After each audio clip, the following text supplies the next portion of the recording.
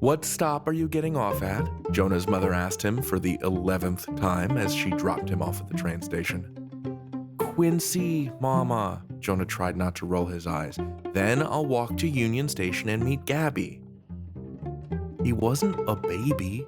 He'd taken Chicago's elevated train with his family so many times. The L was second nature to him.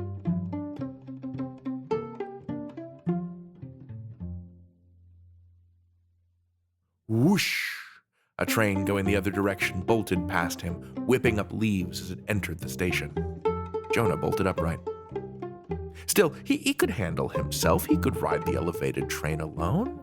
He could touch his Metro card to the reader and go through the...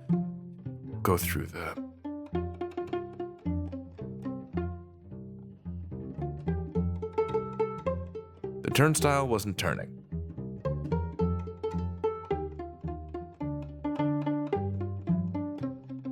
Jonah put all his weight into the bar and he was through.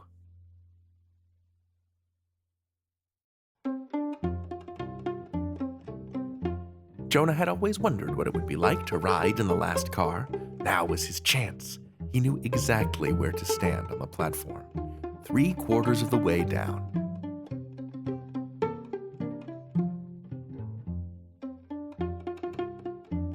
The train arrived, and Jonah slid onto it like a pro.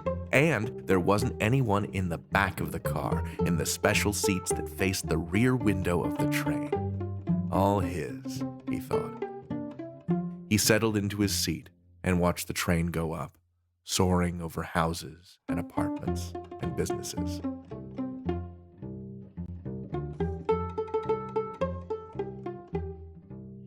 At Montrose, he waved hello to a dog on a roof. At Belmont, he shared his seat with a new friend.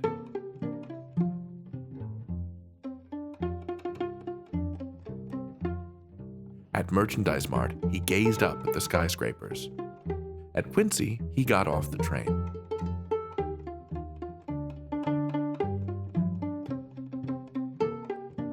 Through the exit, down the stairs, onto the street, and into a crowd full of so many people. Jonah tried not to get trampled underfoot. He stood tall, and he walked quickly, and he said, "Excuse me, please."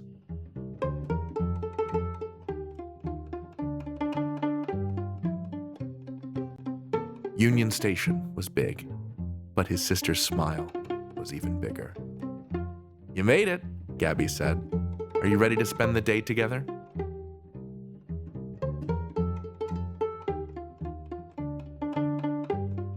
On the way home, they sat at the very back of the train.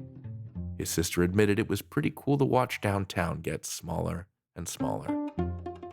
"Nothing beats the secret seat," Jonah said.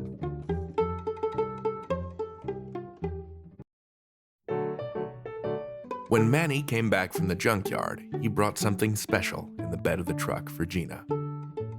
"A safety bot unit?" she asked. "Don't those help little kids cross the street?" Her brother smiled and tossed her a wrench. "If you can fix it, I bet it can do anything."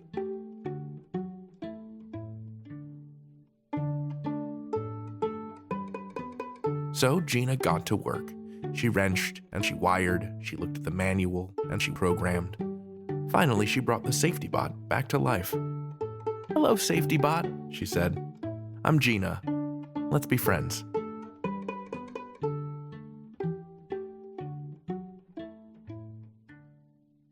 "Good morning, Gina," Safety Bot said. "I look forward to keeping you safe in the big city." Safety Bot looked around and saw nothing but rows and rows of Chile plants, the wide river valley, and the endless sky. "Oh my, this is the country," Safety Bot exclaimed. "I don't know how to be safe here." "I'll teach you," Gina declared.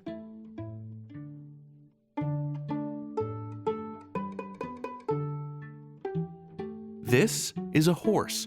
We ride it around the farm, but do not approach it from behind."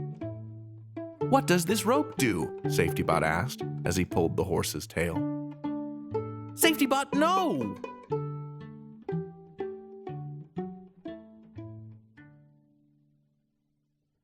Bonk. "That is why it will kick you." Horses are unsafe, Gina, said SafetyBot. They don't have many of those in the city.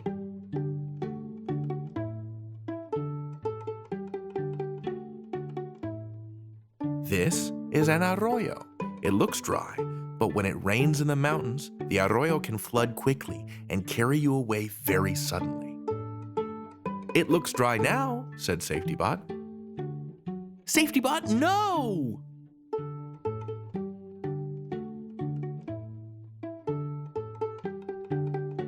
Whoosh. That is why. It can sweep you away. Arroyos are unsafe, Gina, said SafetyBot. They don't have any of those in the city.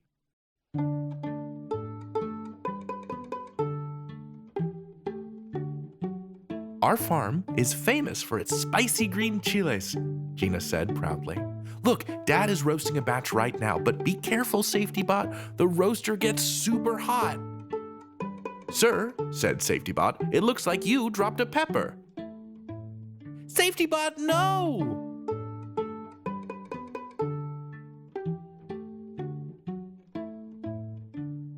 Wait, you're okay? The heat doesn't bother me, Gina. I am safe up to 1500 degrees Fahrenheit, said SafetyBot. Believe me, fire safety is something I know lots about. Gina had an idea.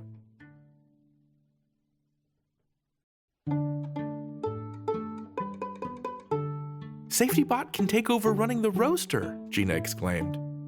Her dad looked at his hands. We'd certainly save a lot of money on gloves. What do you think, SafetyBot? Gina asked. SafetyBot beamed and gleamed. I look forward to keeping you safe.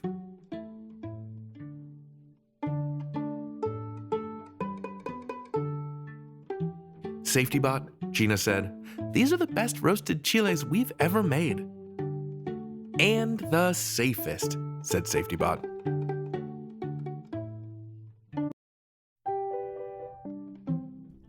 Gabe loves his little brother.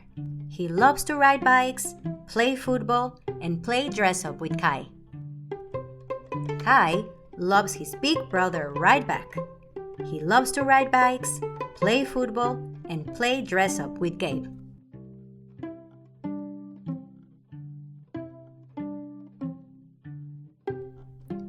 But Gabe does not like getting Kai ready in the morning. Kai takes forever. Kai does not like when Gabe gets him ready in the morning either. Gabe is no fun.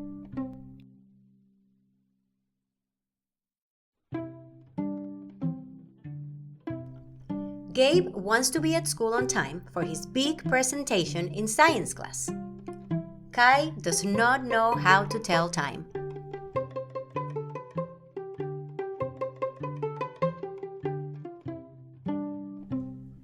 Gabe makes Kai's favorite breakfast, cereal and bananas, so Kai can eat without a fuss. Kai decides he does not like cereal and bananas today.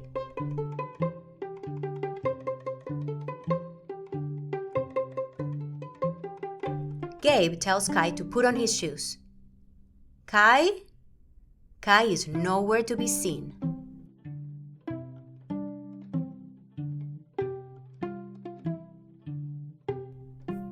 Kai, stop fooling around, Gabe calls as he searches through the house.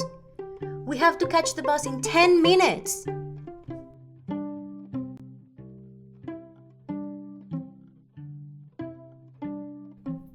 Kai lifts up the tablecloth. You're no fun in the morning, Kai sulks. I know. I'd rather be playing too, says Gabe. But I have a big presentation in science class today.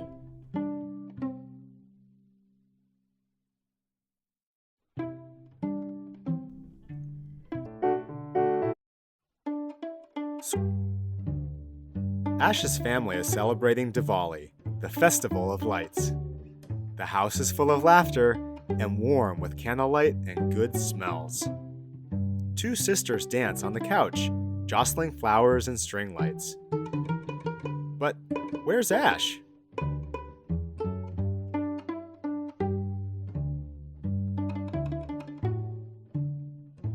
Deep in his cave of books, Ash is dreaming of adventure.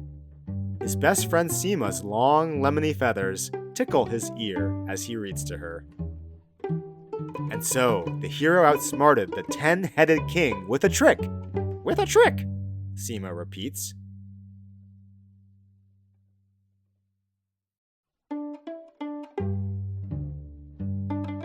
Ash, it's party time, his mom calls out. Everyone will be here soon.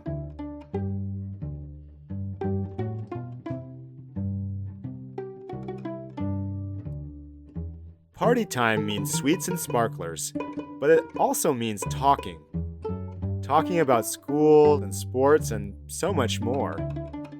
Sometimes it feels like the talking is too big and the room is too small. Yes, Mom, Ash sighs. Yes, Mom, Seema squawks. She sounds just like Ash.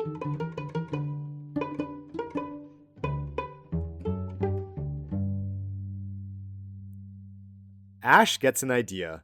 Seema, I need a break when there are too many people. Will you switch places with me? Ash asks. Sure, Sugar Cube, Seema chirps. He hugs her close. Just then, the aunties arrive carrying covered dishes and gifts wrapped in gold.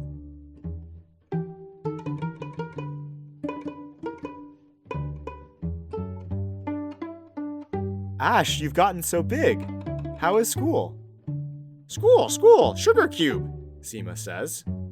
How precious. The aunties with their wobbly silver spectacles notice nothing.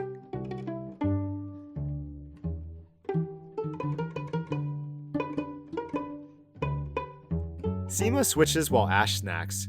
She swaps for the small talk while Ash slides by. It's all going splendidly until the fireworks start.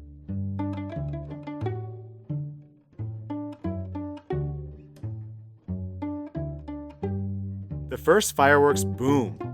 Seema squeaks in fear and flies back inside. Ash, come here. A sparkling swarm surrounds him. The crowd is too big. The room is too small. Everyone is there, but Ash feels very alone.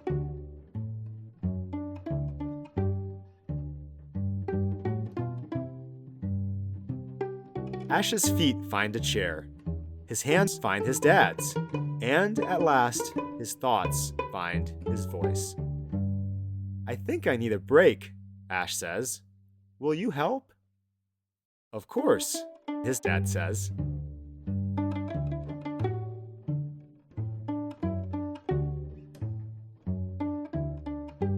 Back in the book cave, both Ash and Seema feel a little calmer. The quiet grows until everything feels right again.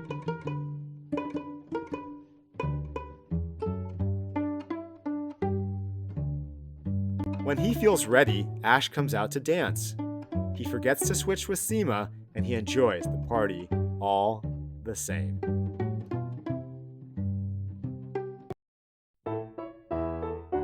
Maribel speaks, and she speaks well. With a voice like a spell and a stance like a star, she can talk about anything at all, from the class pet to playing clarinet.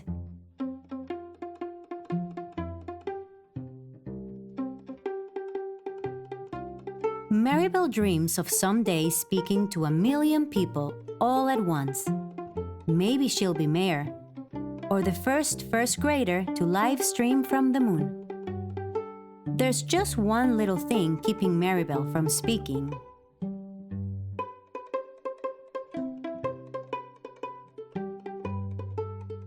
Achoo! Every time Maribel speaks in front of a crowd, she sneezes. A lot.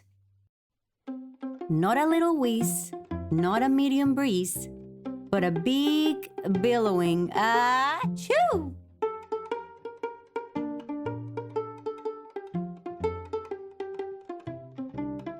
Mrs. Sato calls Maribel to her desk. Great job, as usual. Here are the class butterflies.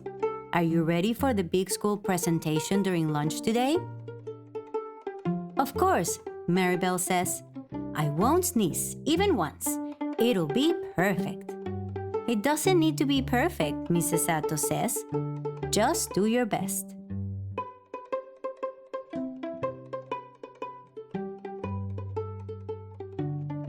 Maribel practices with her friend. Jay pinches Maribel's nostrils and takes cover. Go ahead, Maribel. Our class is happy to present our native butterfly. Achoo!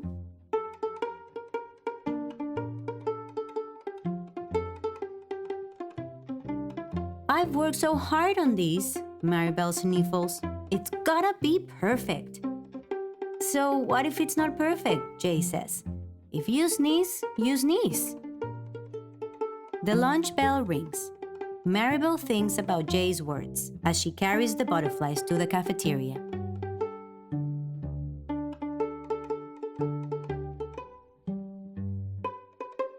In the warmth of the spotlight, Maribel smiles and spreads her arms wide. Mrs. Sato's class welcomes you to our Hawaiian wildlife presentation. The crowd leans in as Maribel speaks, her spotted wings fluttering behind her. It's all going well until Maribel feels the tickle from her nose to her toes.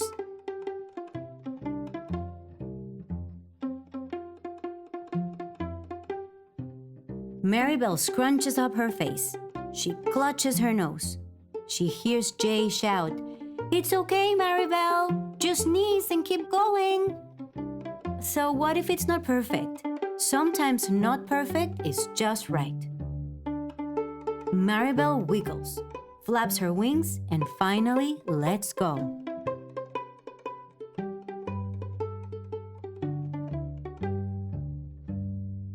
Achoo!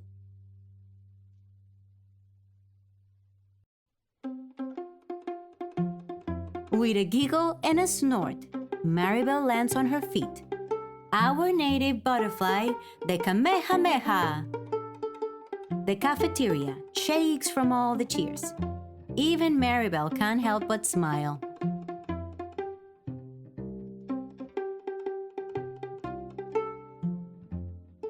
Maribel speaks, and she speaks well. Sometimes she speaks perfectly. Sometimes she sneezes too. Anyway, either way is just right.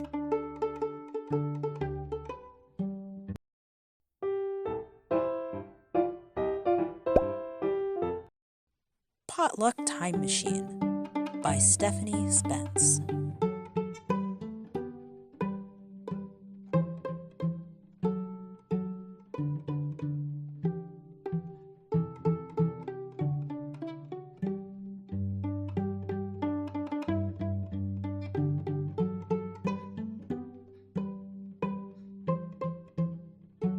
There are 2 rules to the time travel